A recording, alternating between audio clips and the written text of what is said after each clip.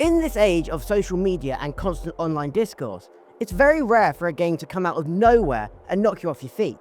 But Labyrinth of the Demon King has bucked that trend for me. It's one of the best and most compelling horror experiences I've had in years, and you have to give it a go for yourself. Demon King is a first-person dungeon crawler that comes to us from a solo developer, J.R. Hudapol. Based in feudal Japan, you play as a lone soldier on a quest to slay the titular Demon King after it killed your lord.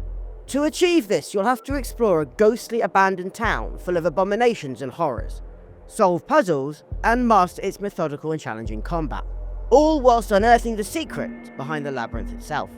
There isn't a whole lot of story on the surface, with only a short cutscene of text over a still image giving you the initial context.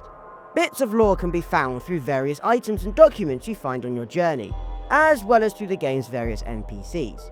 Nothing will be handed to you. You need to search these things out, as they'll be your only clues as to where to go next and how to proceed. It strikes a nice balance between telling you enough whilst leaving plenty of blank spaces for you to fill in for yourself. The most striking thing about Demon King is the top-notch aesthetics and atmosphere. The game both looks and feels like the glory days, or should that be gory days, of PS1 horror. From grimy, blood-soaked hallways to fog-filled gardens and dank, depressive underground caves. Everywhere you turn is another step into a horrific unknown.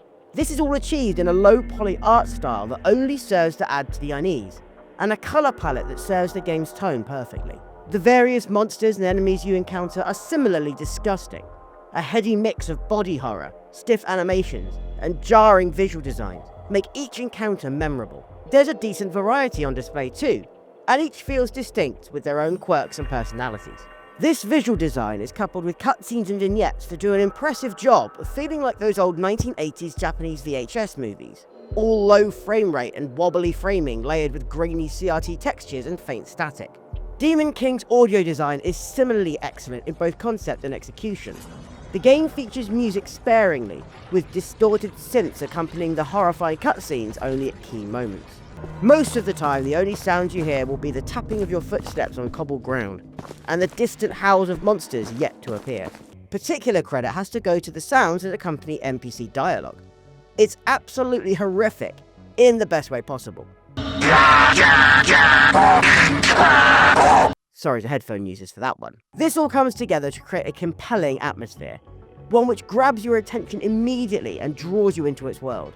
You can't help but have a morbid sense of curiosity, wanting to know more about this strange place and the inhabitants that lurk within.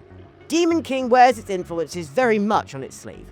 There is more than a little Silent Hill in this depiction of historical Japan, with thick fog obscuring the road ahead, and monstrosities with features that are unsettlingly hard to discern. Another title that also seems influential is Onimusha, with a combination of medieval Japanese setting and otherworldly elements that create a unique setting compared to other games. Then there's the slightly cheeky references to Resident Evil, with things like the door opening loading transitions, which are iconic to that franchise, and a nice little wink to horror game fans here as well. What stitches all these influences together though is the combat, which very much has the feel of an old school first-person dungeon crawler, in particular the Kingsfield series. For those unaware, Kingsfield was a series of games developed by From Software before they became the guys that pioneered the Souls-like genre. They were defined by their first-person exploration and combat systems that by today's standards are slow and clunky. But those who speak fondly of these games will tell you that because combat doesn't feel like a power fantasy, it instead is a genuine test of skill, patience and mastery. And it's one that shows you your protagonist is vulnerable and needs to take care, just as any normal person would.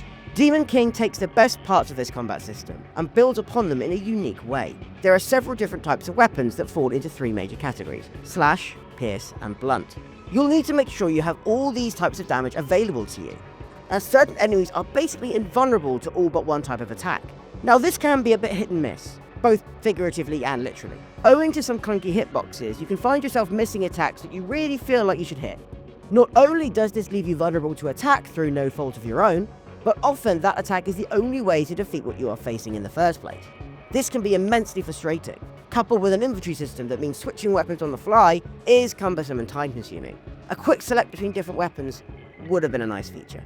Using this style of gameplay in a survival horror game is perfect though, and something I'm surprised not more developers have thought to do. People remember fondly how games like Silent Hill and Resident Evil use awkward combat as a means of resistance, encouraging players to avoid using it and find other solutions if at all possible. Those games were scary in part because the combat felt like a last resort. Usually the threats in front of you had the better of you, and it often made more sense to avoid fighting altogether or face a very quick and painful death. Now, Demon King doesn't necessarily want you to avoid its combat in this way, as enemies will hound you, backing you into corners and attacking relentlessly. You have little choice but to fight back. But the game doesn't want you to feel that you are an all-powerful monster slayer either. You're an ordinary soldier, up against foes far stronger and more dangerous than you.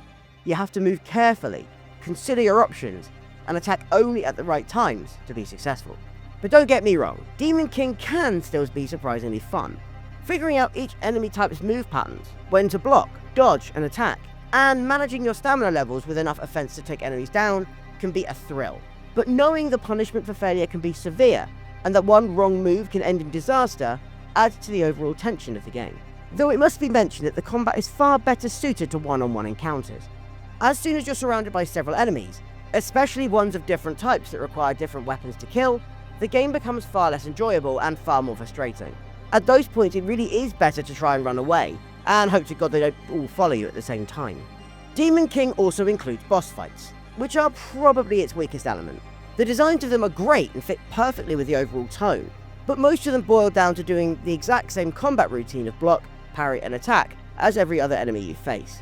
Considering the game's strong puzzle elements, I feel they've missed a trick not including boss fights with more of these involved.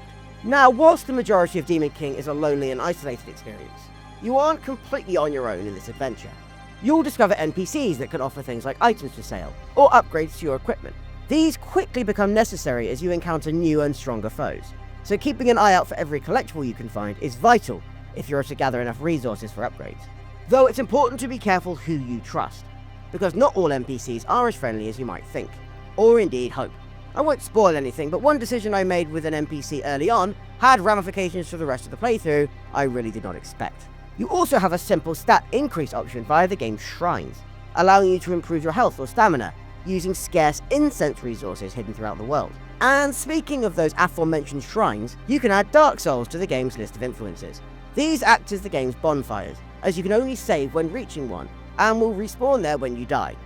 And you will die. A lot. Demon King can be brutal. Even being surrounded by just a couple of enemies can be an immediate death sentence.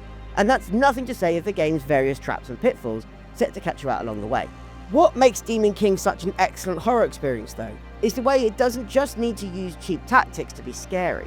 Yes, there are jump scares, but they're infrequent and often come naturally through gameplay, rather than as prescriptive set pieces. The game is terrifying because of the sublime, oppressive atmosphere, excellent visuals and sound, slow and deliberate gameplay, and lore and narrative that hints to an unsettling presence that feels just out of reach at all times. I simply cannot tell you how much I think you should check out Labyrinth of the Demon King. Whether you're a horror fan or just a fan of games in general, it really is something special. And in spite of a few issues, it's an experience that will stay with you for a long time to come.